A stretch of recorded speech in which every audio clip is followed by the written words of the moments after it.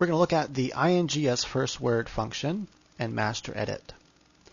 I'll go ahead and just pick some text here to highlight, and then I'll paste it, hit analyze. And let's see here. Nope, didn't use any of that particular selected text. Which is a good thing. You really don't want to use participle phrases very often. That's when you have an ing word that begins your sentence, you're going to have a participle phrase. I don't use them that often, and you don't want to use them that often. It's not something you want to abuse. Let's see here. Nope, none of that either. Maybe I should just highlight the whole chapter. I'll do that. Hit Control A in Word to highlight the whole chapter, and then I'll copy it and paste it in here. Let's see if we can find one now. There we go. Wow, the whole chapter I used one. That's pretty amazing. Usually I use more than that. So what we want to do when you use this function is when you find sentences that begin with an ing word like this one here, you want to make sure that the two events that are happening could happen simultaneously.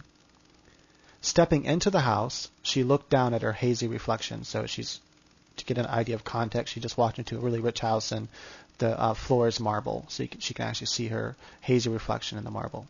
And so it's clear what this means by the context above it. Maybe I should just kind of put it up there a little bit so if you want to read some of it. Okay, so obviously then she can do those two things at the same time. So you want to make sure you don't write an illogical sentence, where you have two things that can't be happening simultaneously. Then you need to reword the sentence because it's not going to work. The other thing you want to look for is when the doer, the one that's stepping into the house, is the beginning, is the subject of the next clause.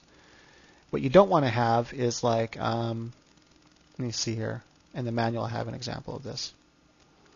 So here's an example from the manual, and this is really easy to make this mistake. Working around the clock, the fire was finally put out. Notice that the doer is the fire, but the fire couldn't have been working around the clock. Obviously the person meant the firefighters, but they just kind of forgot about them, and this happens. It's easy to do it. So that's why this function is useful. You can quickly find these sentences and then see if the logic is there. One, if the two things can be happen simultaneously. And two, if the doer is the one belonging to the ing word. So this would be correct. Working around the clock, the firefighters finally put the fire out. So now the firefighters are the ones working around the clock, so that works. And they could be working around the clock while putting a fire out. These two things could happen at the same time, so now it works. So there we go. Okay, so that's how you use this method. It's really useful to find these sentences that are illogical or don't work. Whereas if I had to go through and read all this and edit and go slowly, I might just pass right by that and not even notice it. So this function just helps me see it really quickly.